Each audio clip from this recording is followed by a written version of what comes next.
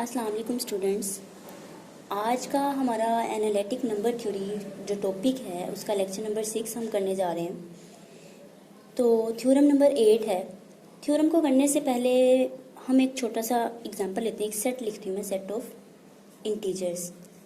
यहाँ पे मैंने एक सेट लिखा, set of integers 0 +-1 +-2 +-3 up to so ये चलता जाएगा। ठीक है, ये मैंने सेट ऑफ इंटीजर्स लिख लिया। अब हम स्टेटमेंट को पढ़ते हैं। स्टेटमेंट क्या है? ये बेसिकली हमारे पास ये जो थ्योरम है इसको कहते हैं डिवीजन एल्गोरिथम। ठीक है, और इसका दूसरा नाम, इसको हम यूक्लिडियन थ्योरम भी कह सकते हैं, यूक्लिडियन थ्योरम। तो थ्योरम की स्टेटमेंट है, if A and B are integers, A और बी कोई से दो इंटीजर्स हैं, सच दैट, दो ऐसे इंटीजर्स हैं कि बी जो है ग्रेटर देन 0 है, मतलब कि बी पॉजिटिव है। कोई से दो इंटीजर्स हमने ले लिए, ये इंटीजर्स का सेट है, इनमें से हमने कोई से दो इंटीजर्स लेने हैं जिनमें से बी क्या होगा, पॉजिटिव होगा, और ए कोई सा भी हो सकता है। ठीक है, कोई से दो इंटीजर्स ले लिए, बी कोई सा भी और ए बी पॉजिटिव हो और ए कोई सा भी इंटीजर्स हो। Then there exist unique integers q and r such that a बराबर है bq प्लस r। ठीक है, अगर हम दो इंटीजर्स लेते हैं जिनमें से b पॉजिटिव है, a कोई सा भी है, तो फिर दो इंटीजर्स एग्जिस्ट करेंगे यूनिक, q और r किस तरह से एग्जिस्ट करेंगे, उनमें रिलेशन ये होगा, a बराबर है bq प्लस r, वेयर जो r है हमारे पास, वो r हमारे पास 0 और b के बिटवीन होगा। ठीक है, अब हम एक और एग्जांपल ले लेते हैं कि लेट्स सपोज हमने कोई से दो इंटीजर्स लिए, a बराबर है 15, एक ये इंटीजर है, और b बराबर है 3 के, एक ये इंटीजर है। ठीक है, तो हम अगर इस a को यानी कि b को डिवाइड करते हैं 15 पे, तो 3/4 अगर हम 12 लिखें, ठीक है, तो रिमाइंडर हमारे पास क्या आएगा, 3 आएगा। इसका मतलब हम इस 15 को, ये जो हमारे पास 15 है, इसको हम लिख सकते हैं 15 बराबर है 3 × 4 प्लस ये रिमाइंडर 3/4 12 प्लस 3 करेंगे तो ये 15 के इक्वल होगा। इसको हम इस तरह लिख सकते हैं, इसका मतलब। ठीक है, तो इसी चीज़ को हमने, यही चीज़ यहीं पे बताई गई है, इस चीज़ को हमने इन जनरल अब प्रूफ करना है। तो देखते हैं हम इसको कैसे प्रूफ करते हैं। ठीक है, सबसे पहले हम एक सेट लिखेंगे, यहाँ पे लेट करते हैं। हमने एक सेट लिखा, सेट ऑफ रिमाइंडर्स का सेट है, उसको हमने नाम दे दिया ए है। तो वो सेट ऑफ रिमाइंडर लिखा हमने a minus b x greater than और इक्वल टू 0 के है, सच दैट x कहाँ से आया, इनमें से x हमारे पास बिलोंग करता है सेट ऑफ इंटीजर्स में से। ठीक है, अब यहाँ पे तो रिमाइंडर एक ही आप शो हो रहा है कि ये रिमाइंडर 3 है। रिमाइंडर एक नहीं होता, रिमाइंडर कई सारे हो सकते हैं। लाइक अगर हम देखें 3 को इस पे करते हैं 15, 3 अगर 5 पे इसको करें, 3×5 = 15। ठीक है, तो रिमाइंडर यहाँ पे क्या आया, 0। यहाँ पे रिमाइंडर क्या हुआ, 0। अगर हम इसको करते हैं 3 पे, तो 3×3 = 9, तो फिर रिमाइंडर हमारे पास क्या आया, 6 आ जाएगा। इस तरह रिमाइंडर हमारे पास कई सारे हो सकते हैं। तो हमने इसको देखते हुए सेट ऑफ रिमाइंडर लिख लिया। अब ये नोट करने वाली बात है, नोट दैट, कि ये जो हमारे पास सेट ए है ये नॉन एम्प्टी है, ए इज नॉन एम्प्टी। तो अगर ये नॉन एम्प्टी है तो इसमें कोई ना कोई ऐसा एलिमेंट एग्जिस्ट करेगा जो लीस्ट होगा, क्योंकि रिमाइंडर लीस्ट जो होता है पॉजिटिव इंटीजर, वही रिमाइंडर होगा ना। ठीक है, तो रिमाइंडर, तो हमने वो क्या दिया, सपोज R है एक ऐसा एलिमेंट जो बिलोंग करता है ए में से, वेयर आर क्या हुआ, आर इज लीस्ट, और वो है क्या, लीस्ट है। अब देखें अगर आर ए में से बिलोंग करता है हमारे पास, तो आर की शक्ल कैसी होगी, आर इसी तरह का होगा जैसे ये सेट ऑफ रिमाइंडर है ए माइनस बी एक्स, ये पॉजिटिव है तो इसका मतलब आर भी क्या हुआ यहाँ पे, पॉजिटिव हुआ। ठीक है, अब अगर हम रिप्लेस कर दें एक्स की जगह क्यू को, replacing x by q, x की जगह हमने क्यू को रिप्लेस कर दिया, तो हमारे पास आर बराबर है ए माइनस बी क्यू।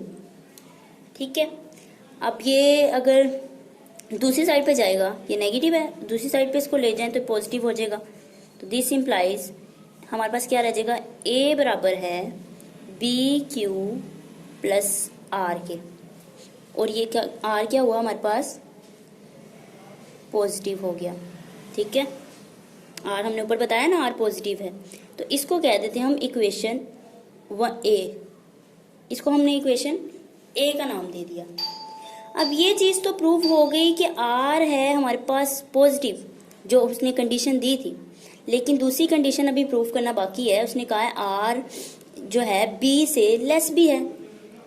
अब इसको प्रूव देखें हम कैसे करते हैं, आर बी से लेस है, तो आर बी से लेस है तो हम इसको कंट्रेरी प्रूफ करते हैं। हम कह देते हैं ऑन कंट्रेरी हमने कह दिया कि आर जो है वो बी से बड़ा है। हमने तो प्रूफ करना लेस है, लेकिन हम कंट्रेरी बात करेंगे, कंट्राडिक्शन जिस पे देखेंगे फिर क्या होती है। हमने कह दिया आर जो है बी से बड़ा है, तो this implies r minus b, ये क्या हुआ, सॉरी ये हो गया। आप ये देखें कि r माइनस बी पॉजिटिव है, कि इसकी शक्ल इस जैसी नहीं है जो सेट ऑफ रिमाइंडर हमने लिखा था, इसकी जगह इसी तरह का है ये, तो फिर हम इसको लिख सकते हैं कि r माइनस बी जो है हमारे पास, r माइनस बी बिलोंग कर रहा है सेट ऑफ रिमाइंडर में से। ठीक है, लेकिन अब हमें पता है, बट अगर r माइनस बी करते हैं हम, r माइनस अगर हम b करते हैं तो वो हमारे पास r से लेस आंसर आएगा, क्योंकि हमने कहा था r तो लीस्ट है। अगर r लीस्ट, r में से कोई चीज एलिमेंट को हम सब्ट्रैक्ट कर रहे हैं तो ठीक है, तो इसका मतलब ये फिर लेस देन r रहेगा।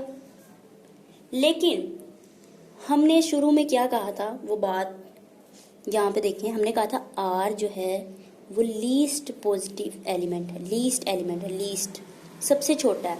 लेकिन ये रिजल्ट क्या शो कर रहा है, ये रिजल्ट शो कर रहा है कि अगर हम r माइनस बी करते हैं तो वो इस r से भी लेस रहता है। ठीक है, इस r से भी वो लेस रहता है, लेकिन हमने तो कहा था r ही सिर्फ उस एलिमेंट उस सेट में बिलोंग करता है जो कि सबसे लीस्ट है, तो ये कंट्राडिक्शन हो गई, which is contradiction.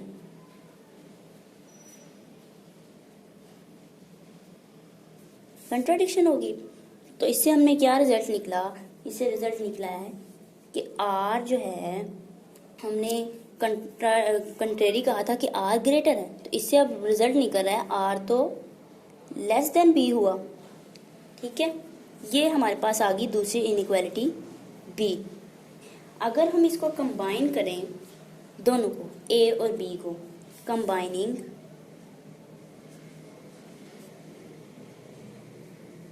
A and B, we have, A और B को अगर हम कंबाइन करें तो क्या रिजल्ट निकलता है, A बराबर है B Q plus are.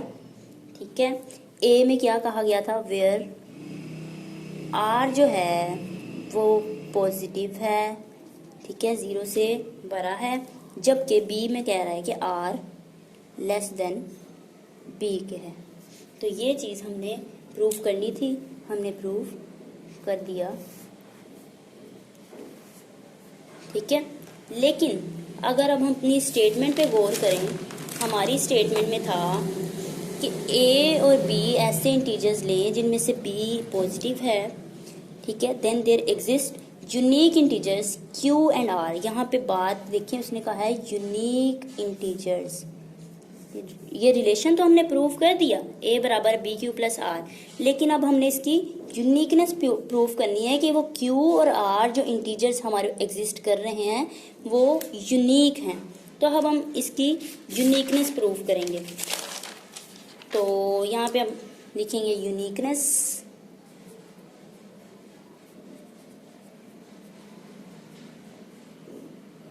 Uniqueness prove करने के लिए हम कहते हैं to prove uniqueness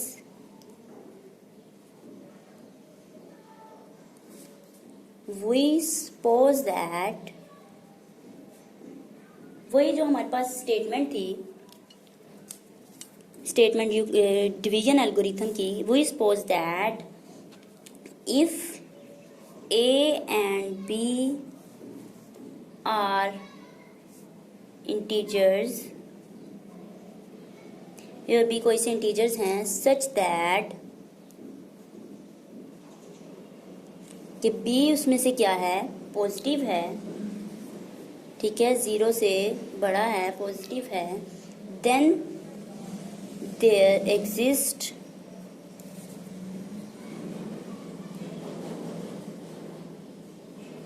unique integers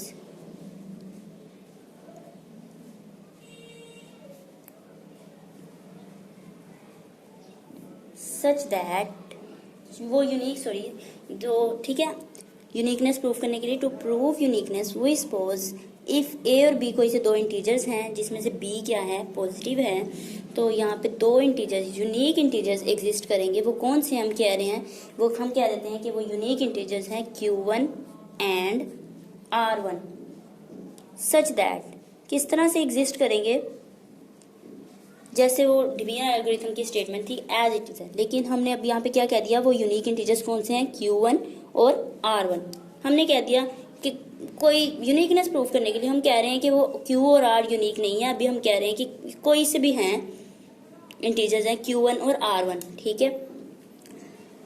किस तरह से एग्जिस्ट करेंगे, A बराबर है BQ1 प्लस R1 वेयर जो R1 है वो लेस देन B है और ग्रेटर देन 0 के, बिटवीन लाइक करते हैं 0 और B के, ठीक है। लेकिन सिंस हमें तो पता है कि A बराबर था, जो हमने प्रूफ किया है, जो A बराबर है वो BQ प्लस R के है, तो अगर इस A की वैल्यू इसके अंदर पुट कर दी जाए, ऊपर वाली जो इक्वेशन है उसमें पुट करते हैं, तो देखते हैं हम, तो हमें हासिल होगा A बराबर BQ प्लस R, यहाँ पे B right side as it is आ जाएगी, BQ1 प्लस R1, ठीक है।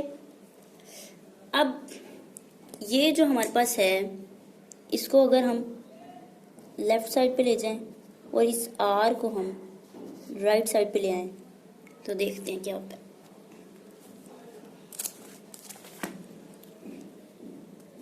तो हमारे पास आएगा दिस इम्प्लाइज BQ पॉजिटिव था, ये हमारे पास पॉजिटिव था, तो दूसरी साइड पे आएगा नेगेटिव हो जाएगा, माइनस का हो जाएगा BQ1 minus BQ1 is equal to R1 तो माइनस R, ठीक है। इसमें से अगर हम B को कॉमन ले लें, B कॉमन आ गया, तो हमारे पास क्या रह गया, Q माइनस Q1, और इस साइड पे क्या रह गया, R1 माइनस R, ठीक है। तो अगर दोनों बोथ साइड मॉडुलस ले लें हम, टेकिंग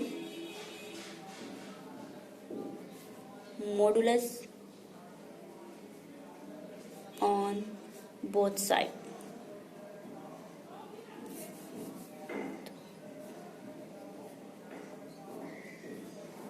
मॉडुलस ले लिया,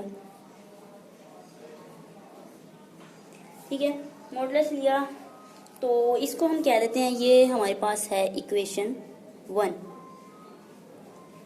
ठीक, अब यहाँ पे बात गौर करने वाली है।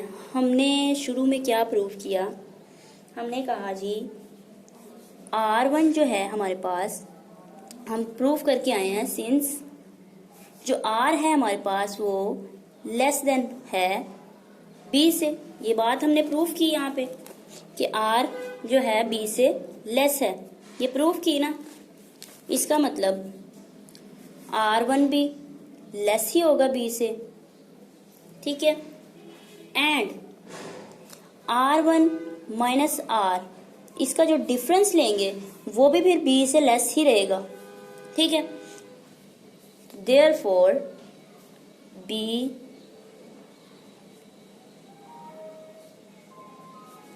ये सारा क्या रहेगा, लेस देन रहेगा B से।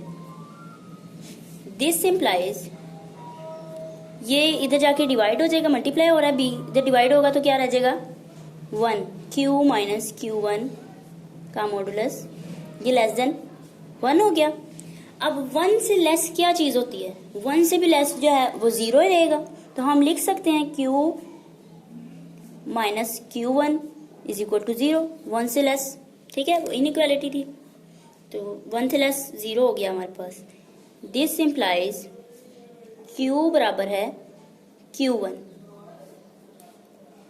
तो देखें हमने जो सपोज किया था कि हमारे पास Q1 और R1 जो हमारे पास इंटीजर्स एग्जिस्ट कर रहे हैं, ठीक है, हमने कहा था कि ये कोई से भी हैं, लेकिन यहाँ पे देखा गया कि Q और Q1 दोनों इक्वल हैं। इसका मतलब ये यूनिक ही हैं, कोई से भी आ जाए ये यूनिक ही रहेंगे, ठीक है। तो अगर इसको हम पुट करते हैं, पुट इन इक्वेशन 1, इस इक्वेशन 1 में अगर पुट करें तो हमें वी गेट, फिर हमें यहाँ से मिल जाएगा R1 minus R is equal to 0, ठीक है। इसकी जगह पुट करेंगे Q1 की वैल्यू, तो दिस इम्प्लाइज R1 बराबर R। तो इसका मतलब हुआ ये Q1 R1 जो तो कोई से भी हैं, ये कोई से नहीं थे, ये इक्वल हैं आपस में, ये यूनिक ही रहेंगे, यूनिक इंटीजर्स हैं। तो इससे यूनिकनेस हो गई प्रूफ, हेंस प्रूफ।